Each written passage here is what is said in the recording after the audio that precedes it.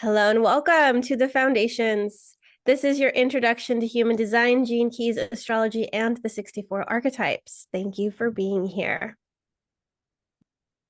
We are going to go into the foundations of gene keys. Let's orient with the system first and foremost. Richard Rudd is the creator, the channel for the system, for this living wisdom. He says the gene keys are living wisdom. These are teachings to imbibe, contemplate, and apply in your daily life. As you allow them to percolate inside you, one by one, your troubles will begin to fall away, and you will find yourself inhabiting a new and brighter life. That is a bold statement to make, Richard Rudd. We let them percolate, and we will have a brighter life. I believe it's true. Thank God for gene keys. So the gene keys approach is the art of contemplation. And the difference between human design and all the other systems is that obviously Richard brings in the gene keys, which equal the gates, which equal the hexagrams. He's just bringing in a new way to describe them. And he's also brought in the frequency bands, which Ra does not have for each of the gates. Ra just has a name of the gate, a description of the gate. Richard gives us something to aspire to ascend to. We've got a shadow, a gift, and a city.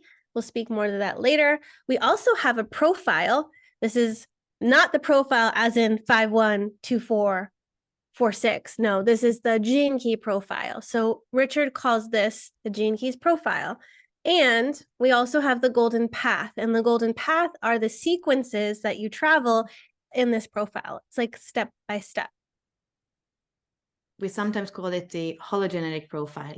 If you have been into the gene keys, you can see that they're almost like wormholes. You go into one sphere, and that sphere can open up everything that the whole profile opens up for you. So it's hologenetic. They're like holons in holons, or parts in parts, and it's the microcosm of the macrocosm. So it doesn't really matter where you start and where you end, because it's all just opening up in that hologenetic way. Mm-hmm. And like we spoke about previously, these are connected to your DNA.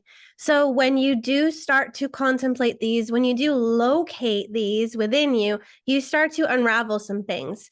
And when you start to work with the shadows, you're transforming your DNA and you're unleashing and unlocking light into your being. When you do that, you're also unlocking reservoirs of trapped energy. So you get to have more energy and light is being returned to your being, to your vessel, to your wholeness. So it's really cool to work with this. And even having a reading will start to do something on a DNA level, or just talking about it with somebody else. Because you're bringing awareness and attention to it, it will expand in your life. And oftentimes when me and Bella are focusing on something particular, it definitely expands in our life. So if we were to sit here and talk about the 56 gene key, which is actually the programming partner of the magician, which is in transit while we're recording this, the 56 would just come to life and be expanded in our life so that we can witness it for ourselves, and we can start to create a relationship with it in us and outside of us. Once you bring your awareness to it, you manifest it all over the place. Just like if I were to tell you to look for the color red, you're going to see it everywhere. Just to speak more on the art of contemplation, Richard has this app, the Triple Flame.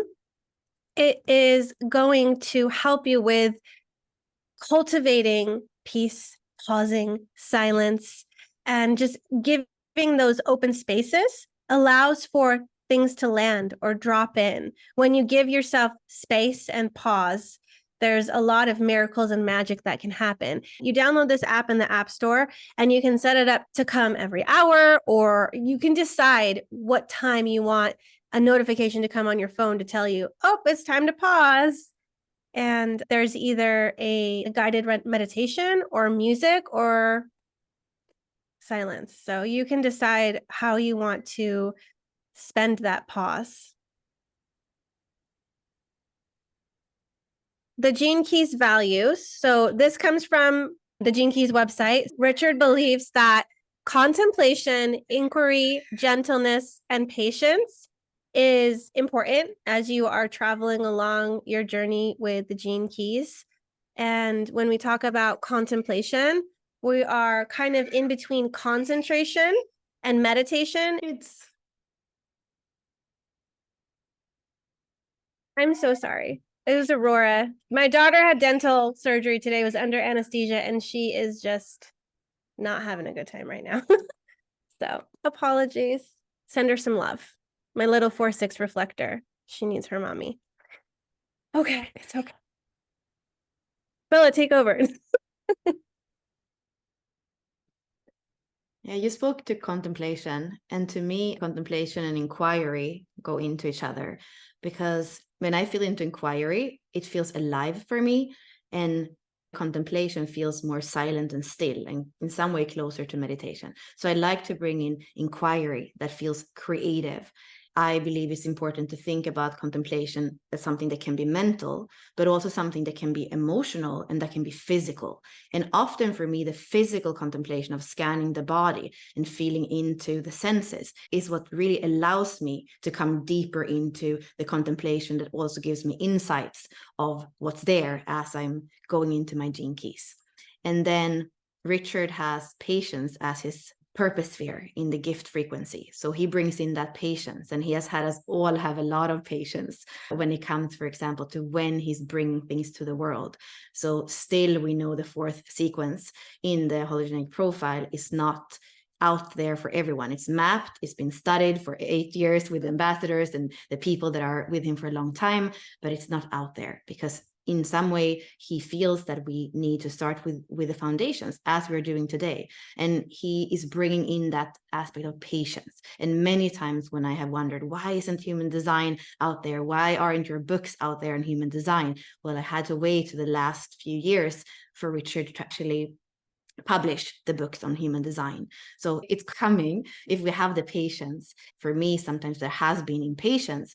And at the same time, is impatience a shadow, or can it be a shadow and a gift? Because I believe that the reason that Ashley and I are sitting here today and that Unlock Your Design exists is partly because I had some impatience and I wanted to start to share about this. I wanted to start to live this with others. I'm a 4/6 as well, so I wanted to be in the community and externalize some of these ideas that have been so precious for me. And then something that I believe I have in common with Richard Rudd is the gentleness. So Richard Rudd has the core wound, which is that task the soul comes in with. The core wound for him is the 57. The core wound for me is also the 57. And this is the gentle wind.